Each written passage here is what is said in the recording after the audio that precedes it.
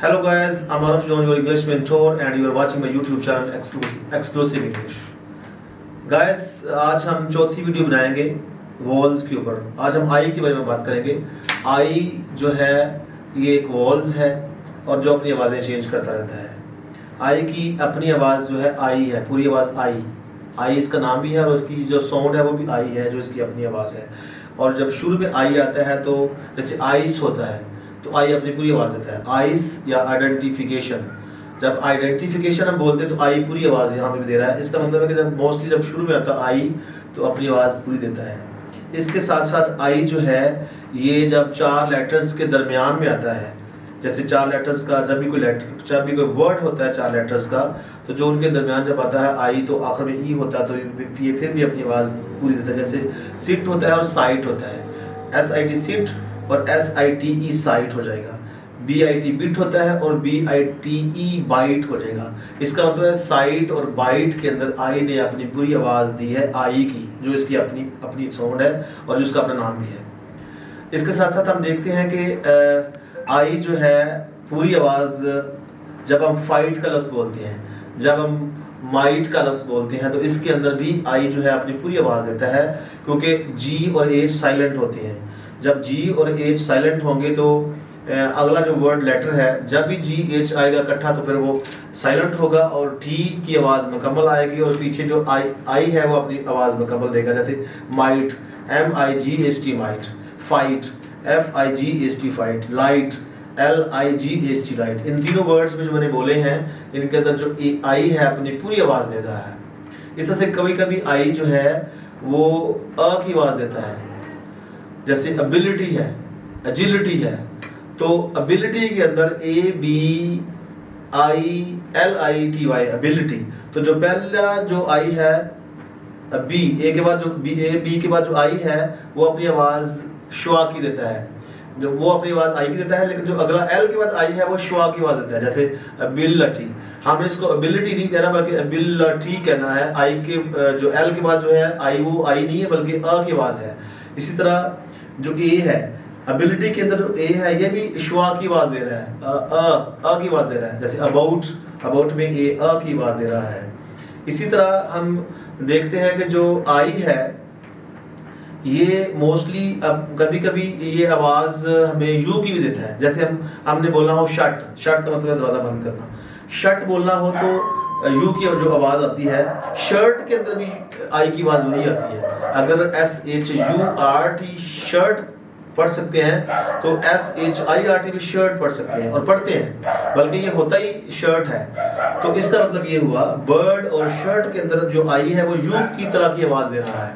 तो ये जो वॉल्स हैं ये वॉल्स अपनी आवाज़ें चेंज करती हैं। मैं बता चुका हूँ पहले भी वीडियो में बताया है कि जो वॉल्स हैं वो अपनी आवाज़ चेंज करते हैं, AEIOU अपनी आवाज़ें चेंज करते जाते हैं और यही हमें कंफ्यूज करते हैं। ये कंफ्यूजिंग लेटर भी हम इनको कह सकते हैं। और श्वा की ओ भी श्वा की आवाज़ देता है, ए भी श्वा की आवाज़ देता है, आई भी श्वा की आवाज़ निकालती है। और एक और मैं इसकी एग्जाम्पल देता हूँ कि जैसे यूनिफॉर्म है। अब यूनिफॉर्म के अंदर जो UNI जो आई पूरी आवाज़ दे रहा है, यूनी आई अपनी आवाज़ आई की दे रहा है, नी की आवाज़ दे रहा है UNI। तो अब यूनिवर्सिटी के अंदर UNI यूनिवर्सिटी, अब यहाँ पर देखें UNI जो है वो आ की आवाज़ दे रहा है, जो यूनिवर्सिटी का लफ्ज़ है। यूनी हम पढ़ेंगे, इसको हम यूना पढ़ेंगे, यूनिवर्सिटी पढ़ते हैं, यूनिवर्सिटी नहीं पढ़ते या यूनिवर्सिटी नहीं कहते हैं हम इसको, बल्कि यूना कहते हैं। आ की आवाज़ आती है, तो जब हम जल्दी बोलते हैं यूनिवर्सिटी हम इसको ऐसे बोल देते हैं। तो गाइस आपने आई की आवाज़ भी सीखी।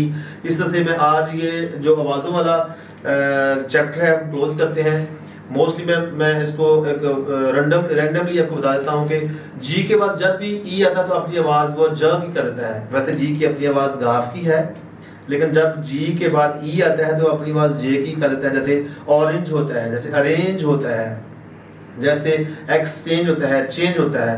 तो जी के बाद जब भी ई की आवाज़ आएगी तो वो अपनी आवाज़ जो है वो ज की बनाएगा। और मोस्टली आई जब आई आता है, जब जी के बाद ई आता है तो ये मोस्टली आवाज़ अपनी जो है ज की गाफ की आवाज़ नहीं आती बल्कि ज की आवाज़ बना लेते हैं। इसी तरह से हम देखते हैं कि जो ओ है वो अपनी आवाज़, जो ओ की अपना साउंड है वो आओ है। असल में कई लोग हम देखते हैं कि ओ कह देते हैं, जियो गो होता है, वो असल में लफ्ज़ नहीं होता, ये गाओ, जी ओ गाओ होता है, गाओ नाओ गाओ। तो जो ओ है वो असल में जो आप उसकी अपनी आवाज़ में आओ की है, आओ। तो इसी तरह से जब तक हमें लेटर्स की सही तरह की आवाज़ें नहीं आएंगी, हम अपनी लाइफ में इंग्लिश को अच्छे से नहीं सीख सकेंगे। तो ये फंडामेंटल थिंग्स हैं जो मैंने आपको हल्का फुल्का इसका मैंने इंट्रोडक्शन पाया है। With the passage of time आप अपने साथ चलेंगे तो आहिस्ता आहिस्ता मैं आपको बीच में बताता रहूँगा कि यहाँ पे कौन सी बात है। कुछ लेटर्स साइलेंट होते हैं, कुछ लेटर्स के बाद जैसे के जो है एन से पहले जब के आता है तो के हमेशा साइलेंट होता है। जैसे नो है, के एन ओ डब्ल्यू नो, जब भी के एन से पहले आएगा तो हमेशा साइलेंट होगा। जैसे निट होता है, निट का मतलब है बुनना और नो का मतलब है जानना, और नो के आवाज़ जो है प्रोनाउंसिएशन वही है जो नो की है, एन और नो की है। इसी तरह के जब भी एन से पहले आएगा साइलेंट होगा, और जब भी जी एच टी से पहले आएगा वो साइलेंट होगा।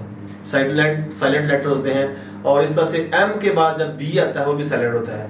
आज हम इस वीडियो का आगाज़ आज हम इस वीडियो को यहाँ पे इख्तिताम करते हैं और हम प्रॉपर काम शुरू करते हैं कि हमने उर्दू से इंग्लिश को कैसे ट्रांसलेट करना है। इसके लिए हम सब्जेक्ट ऑब्जेक्ट की बात करेंगे आगे जाके, फिर वर्ब की बात करेंगे, फिर हम पर्सन्स की बात करेंगे, फिर वर्ब्स के बारे में बताऊंगा आपको मैं, और फिर बेसिक चीज़ें बताते बताते हम फिर टेंसेस पे जाएंगे। फिर हम टेंस जो है 3 टेंस है, जैसे फ्यूचर है, पास्ट है, प्रेजेंट है, ये हम डिस्कस करेंगे। और इसके बाद इसकी 4 ब्रांचेस होती हैं वो डिस्कस करेंगे। इसके बाद कंडीशनल सेंटेंसेस हैं, इसके बाद बहुत सारी और जो पार्ट्स ऑफ स्पीच हैं, आर्टिकल्स हैं, नाउन है, प्रोनाउन है, एडजेक्टिव्स हैं, उनकी एग्जाम है एडजेक्टिव्स की। वो जब हम सारी डिस्कस कर लेंगे तो फिर आपको सारी फंडामेंटल थिंग्स का पता चल जाएगा और फिर आप इस काबिल हो जाएंगे कि आप छोटे छोटे फिक्रे जो है वो इंग्लिश से उर्दू से इंग्लिश में ट्रांसलेट कर सकें। और ये जो चंद एक फिक्रे याद करना कोई काम नहीं है, हमें चाहिए कि हम अपने अंदर एक ट्री लगा लें और उसकी फिर ब्रांचेस खुद ही बनती जाएंगी। जैसे फॉर एग्जाम्पल मैं कहता हूँ कि ही गोज टू स्कूल, तो ही गोज टू स्कूल और आई गो टू स्कूल हम क्यों कहते हैं ये हमें पता होना चाहिए कि आई गो टू स्कूल होता है, यू गो टू स्कूल होता है, दे गो टू स्कूल होता है, लेकिन जब ही की बारी आती है तो फिर ही गोज टू स्कूल बोलते हैं हम। और इसके बाद जब शी की बात आती है तो शी गोज टू स्कूल बोलते हैं हम। जब इस सिंगुलर सब्जेक्ट आता है प्रेजेंट इंडेफिनिट टेंस के अंदर, हम उसको जो है वो एस का इजाफा पहली फॉर्म के साथ करते हैं। तो ये सारी चीज़ें हम डिस्कस करेंगे Aahista Aahista with the passage of time. आप प्लीज़ सब लोग मेरे साथ जुड़े रहें और भाई जब भी आपने वीडियो देखनी होती है आप कॉपी पेंसिल लेकर बैठा करें और फंडामेंटल चीज़ों को सीखें और इन रूल्स के मुताबिक ही हम आगे तरक्की कर सकते हैं, आगे जा सकते हैं।